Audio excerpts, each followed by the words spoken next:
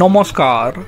একটা বিষয় হচ্ছে কি 2019-এর লোকসভা ভোটে পশ্চিমবঙ্গে বিজেপি 18টি লোকসভা আসন পেলেও 24-এর লোকসভা ভোটে বিজেপির আসন সংখ্যা কমে 12টিতে দাঁড়ায়।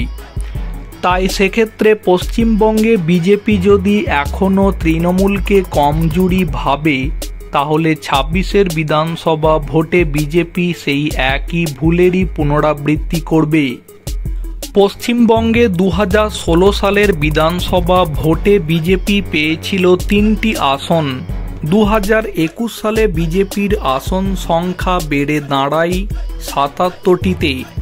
আগামী 2026 সালে 177টি আসনে জিতে বিজেপি পশ্চিমবঙ্গে ক্ষমতায় আসবে বলে ভবিষ্যৎবাণী করলেন পশ্চিমবঙ্গের বিরোধী দলনেতা শুভেন্দু অধিকারী।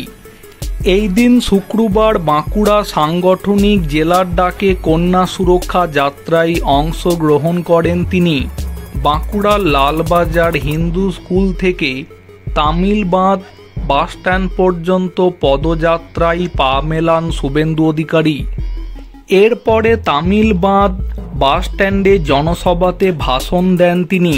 প্রবল বৃষ্টিকে উপেক্ষা করে শুভেন্দুর মতোই ভিজতে ভিজতে তার ভাষণ শোনেন কয়েক হাজার জনতা। পরে সাংবাদিকদের মুখোমুখি হয়ে আগামী বিধানসভা ভোটে বিজেপি জয়ের বিষয়ে আত্মবিশ্বাসের সুরে তিনি বলেন, 16-তে 3, 21-এ 77, 26-এ 177।